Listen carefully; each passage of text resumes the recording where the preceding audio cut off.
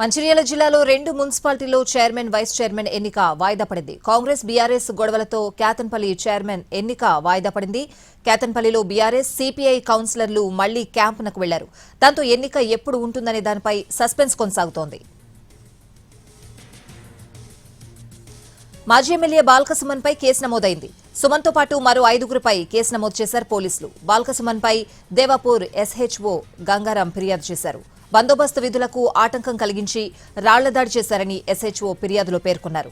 అంతేకాదు కౌన్సిలర్ల ప్రమాణ స్వీకారం చేసే సమయంలో ఘర్షణ వాతావరణం నెలకొంది. దాంతో హాల్ రణరంగంగా మారడంతో చైర్మన్ వైస్ చైర్మన్ ఎన్నిక వాయిదా పడింది. కోరం లేక ఖానాపూర్ ఎన్నిక వాయిదా పడింది. క్యాంపు బాటలోనే ఉన్నారు కౌన్సిలర్లు. ఇప్పటికీ క్యాంపుల నుంచి బీజేపీ బీఆర్ఎస్ కౌన్సిలర్లు తిరిగి రాలేదు.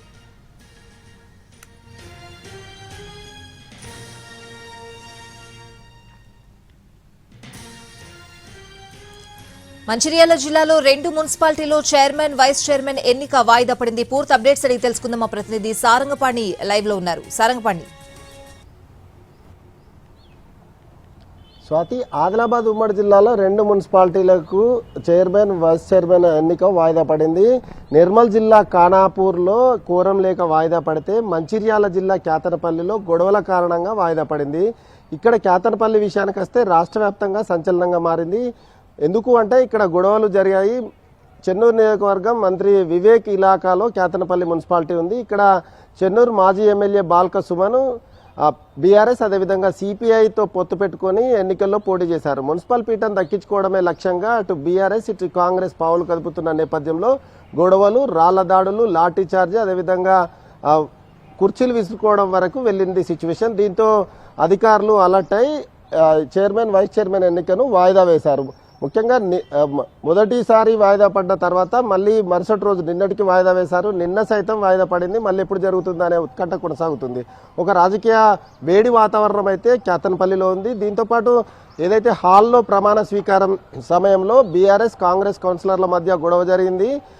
కుర్చీలు సైతం విసురుకున్నట్టుగా తెలుస్తుంది. దానికి సంబంధించి అధికారులు గొడవలు ఇంకా ఎక్కువ జరిగే అవకాశం ఉన్న నేపథ్యంలో వాయిదా వేశారు. అయితే కుట్రపూరితంగా వాయిదా వేశారు. తమకు బీఆర్ఎస్కు 10 వార్డు స్థానాలు అదేవిధంగా సిపిఐకి 4 మొత్తం 14 స్థానాలు ఉండగా కోరం ఉన్నప్పటికీ వాయిదా వేశారు. అధికార పార్టీకి తలొగ్గి వాయిదా వేశారని బీఆర్ఎస్ నాయకులు అదేవిధంగా కౌన్సిలర్లు ఎవరైతే ఉన్నారో సిపిఐ కౌన్సిలర్లు అదే హాల్లో బైఠాయించి నిరసన వ్యక్తం చేశారు. 4 గంటల వరకు వాళ్ళ నిరసన కొనసాగింది.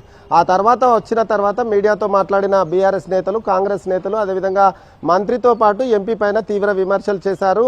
మంత్రి ముందే తమ పైన అసభ్యంగా ప్రవర్తించారని మహిళా కౌన్సిలర్లు కంటతడి పెట్టుకున్నారు. అయితే తాము ఎవరిపైన అలాంటి చేయలేదు, అది వెబ్కాస్టింగ్ జరుగుతుంది, వీడియో కెమెరా రికార్డు ఉంటుంది, ఇట్లాంటి కావాలనే రాద్ధాంతం చేస్తున్నారు, ఇట్లాంటి ఆరోపణలు చేస్తున్నారు పక్కదారి పట్టించడం కోసమే అనేది కాంగ్రెస్ నాయకులు చెప్తూ వస్తున్నారు. ఈ నేపథ్యంలోనే కుట్రపూరితంగా వాయిదా వేశారని చెప్పి కేతన్పల్లి బంద్కు నేడు పిలుపునిచ్చారు సిపిఐ అదేవిధంగా బీఆర్ఎస్ నేతల ఇళ్ల మధ్య. వాళ్ళు పిలుపునిచ్చిన నేపథ్యంలో నేతల ఇళ్ల వద్ద పోలీసుల పహారా కొనసాగుతుంది. బయటకెళ్లకుండా చూసే ప్రయత్నాల్లో కొనసాగుతుంది. ఇక్కడ కేతన్పల్లిలో అయితే ఈరోజు బంద్ పిలుపునిచ్చిన నేపథ్యంలో ఎలాంటి సిచ్యువేషన్ ఉంటుందనేది ఉత్కంఠగా మారింది. అయితే ఇక్కడి కౌన్సిలర్లు బీఆర్ఎస్ సంబంధించిన కౌన్సిలర్లు అదేవిధంగా సిపిఐకి చెందిన కౌన్సిలర్లు 14 మంది నిన్ననే క్యాంపులోకి మళ్ళీ వెళ్ళిపోయారు.